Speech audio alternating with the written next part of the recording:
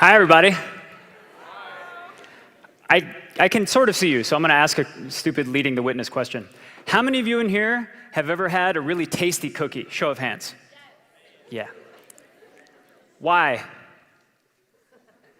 Not why as in, how dare you indulge yourself in such earthly delights. Why as in, how did that cookie come to be delicious? What was the... Everybody has an opinion. What was the magical alchemy that brought that flour and eggs and butter and sugar and stuff and took that lump of chaos and turned it into this? I ask this question because it's my job to figure this kind of stuff out. I'm a culinary scientist, and culinary science is a brand new field that basically takes all the wonderful physics and chemistry and biology from the field of food science and applies it to cooking. And what that boils down to be is I get to work with home cooks, with culinary students, and with some of the best chefs in the world to use understanding of the science of food to make stuff taste really good. This job is terrible. It does sound a little idealistic, though, to say we're going to take a bunch of non-scientists, we're going to hook them up with some physics and some chemistry, and all of a sudden we're going to have the best pasta we've ever had. I came into this industry as a cook, and from a cook's perspective, there's a couple things you really, really have to do well in order to make this feasible. Number one is you have to be fluent in human speak. You have to be able to talk like a normal human being. You can't just say PhD level stuff to people who haven't spent 8 years of higher education studying science. You have to make this stuff relatable and accessible. The second thing is that there has to be an application. Sooner or later, something has to taste good. So I can know more than anybody on the planet about starch, but if that doesn't help me to make a better donut, I'm personally not that interested.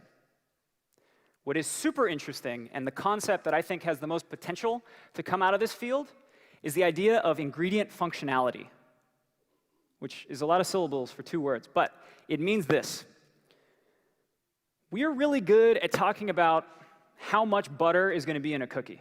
We're good at talking about tablespoons. We're good at talking about the ratios of the different ingredients that might be in that cookie. How much flour to how many parts sugar, how many parts butter, etc. But what we haven't traditionally talked about in cookbooks and in culinary school and on food television and talking to your grandma about her secret sauce is, what does butter mean to a cookie? In the most meta sense possible. Why are their eggs even there? What is their function? What are they doing? And we're going to get to that. But first, I have sort of a really important question to ask you guys. ¿Dónde está el museo? Where is the museum? All right, imagination time. You're in Spain. Yes. You're on vacation in Madrid, and you're intoxicated by the people and the wine and the culture and the atmosphere. But you're in a foreign land. You've never been here before, and you don't speak a word of Spanish. And you have to meet a friend at a museum that's somewhere around here in the next couple minutes. So you look in your handy little phrase book, and it says, ¿Dónde está el museo? Where is the museum? You don't know what any of those sounds mean. All you know is that this is a blunt instrument that you can use and hammer people with to get you to the museum. And it does that job admirably. It will get you to the museum. But that's about all it can do if used in that way. But if you take that sentence and you look at what's making it tick, you learn a little bit more about it, you'll find that each of those words is actually playing a functional role in that sentence. So the word donde, where. With that word, if you understand that it unlocks the possibility of asking where anything is, you can ask, where is the museum? You can ask, where is the bathroom? Where are my keys? You can get really philosophical and say, where is the soul? Where is heaven? Where is Waldo? You can really get into it, and this is the idea of functionality. So here's something else. This is an egg. Now, let me make this clear for cooks in the room.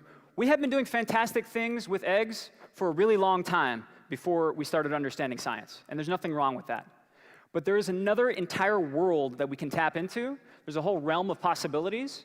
If we start to look at it as an egg, rather than just a lump like that sentence, if we start to take it apart and we see it not as an egg, but as a toolbox, that's when really cool stuff happens. An egg, just like that sentence, is made up of little components. And each of those components, those elements, those are the real ingredients. Those are the movers and shakers in the kitchen that are actually doing stuff in your recipes. That is the answer to what does an egg mean to a cookie. It's the ability to add these components. And not just for cookies. These components, these ingredients, there's a handful of them, they're in all foods. And they're stuff we're already familiar with. Who here has heard of water? It's water, it's proteins, it's sugar, it's fat, it's minerals. There's a few of them, and each of those components has sort of a limited set of tricks that they can play in any recipe. Sugar can only do 5 things in the kitchen, whether it's in a loaf of brioche, or in some ice cream, or in fried chicken. And so it seems like maybe by getting down to the nitty-gritty of food, we're complicating the issue, but really what you're doing is you're simplifying things. Where instead of having to wrap your brain around the 10,000 different dishes that you might encounter around the world, all you have to do is sort of become fluent in this underlying language of how food does its thing. So when I say that this is universal, and this is how all food works, what I mean is this. This is a brie. This is an extreme quasi-X-rated close-up of brie. This brie is full of fat. And that fat that makes that brie ooey gooey delicious plays by the exact same set of basic rules as the fat in this avocado. Meat is actually chock full of sugar. And that sugar does a lot of the same stuff, actually exactly the same basic stuff, as the sugars that you would find in a blood orange, which looks like that. Kale is mostly water. That water plays by the same set of rules as the water that you would find in a really tasty loaf of bread. Everything is connected. We've established that this is interesting. We've established the framework. You've now got the knowledge. But how do you use that, right? If you can't use this to cook better, we're not interested. So to explain a tangible way we're going to use this to cook better, let's make the really most obvious analogy of all time and talk about men's suits. So a suit, if you've never worn a suit, if you've never interacted with a suit-wearing person before, you could feasibly think of it as just a unit, another lump, like that sentence, or like the egg, where you put a suit on, period, you take a suit off, period. That's all there is to it. But of course we know that a suit, like almost everything else, is built up of different functional components, and you can nerd out about it to your heart's content. If you tease those components apart, you can start to discover the functionality of why they're there. A belt, for instance, it serves a purpose. And if you're not into belts, you can mimic that purpose with suspenders, or a cummerbund, or a dead snake that you tie around your waist. And once you realize that, you see that there's functionality here. And as long as you're feeling the basic functionality of pants, you're going to be all right. And you can feel free to mix and match all the different colors and textures and styles to your heart's content and really let your creativity flow to create what kind of suit you want. Now with food, the same rationale applies. Once you understand that there's a set of components that are making your cookie work, you can move those components around and you can bring other things into the picture as long as you fill that basic functionality. So with this cookie, say you like cookies that are really, really golden brown, or you like cookies that are moist or sweet or crumbly or flaky. You can identify the functional ingredient that's responsible for that awesomeness, and you can enhance it. Now, if you don't want to just enhance something that you like, and you want to do something totally different, all right, how many of you are, or think you are, gluten intolerant? Probably about half of you. Anyway, there is a way to make a gluten-free cookie that does not suck.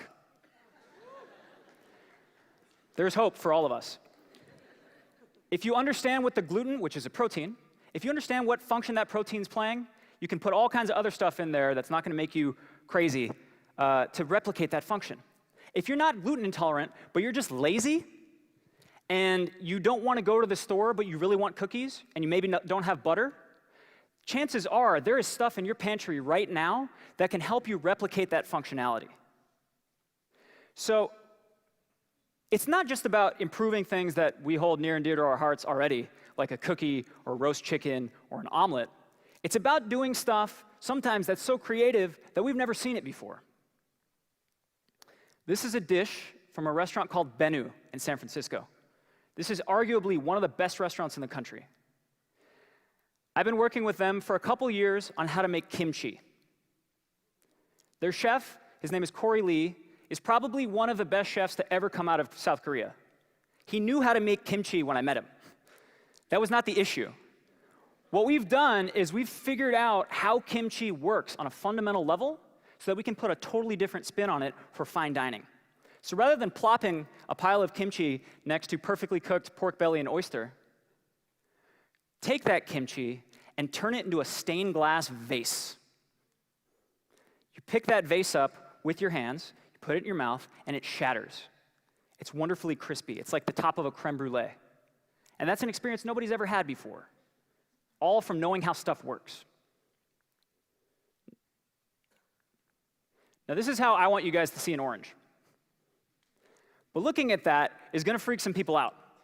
There's always going to be those people that whenever you're talking about understanding the science behind any medium that people think is artistic, somebody's always going to say, dude, you're taking the soul out of cooking. You're coming up with a formulaic approach to cooking, which is, first of all, impossible. There is no A plus B equals delicious. Food is way too complex. We'll never in our lifetimes be able to take the human element out of food and have it be good. What I'm talking about is understanding that complexity so that your creativity can just run wild. Saying that knowing how food works takes the soul out of cooking is just as ridiculous as saying knowing that a song is made up of notes and rhythms and chords is somehow going to take the funk out of music. We've started teaching this way of looking at food at the Culinary Institute of America. Chefs across the country and around the world have started to reach out to understand the science behind their medium so that they can elevate their craft and they can sort of progress our entire food culture onwards. And soon what you're going to see is that these tastemakers, their effect is going to trickle down, and it's going to infiltrate and sort of embed itself in our food culture. And you're going to see on TV shows and in cookbooks that have nothing to do with science, and in talking to your aunt at a dinner party, vestiges of this ingredient functionality and learning about how food works. This is going to be a movement that's going to change the way that we cook and eat in a lot of really heavy ways. But the most exciting way that it's going to change for me is that stuff is going to start tasting even better. Thank you.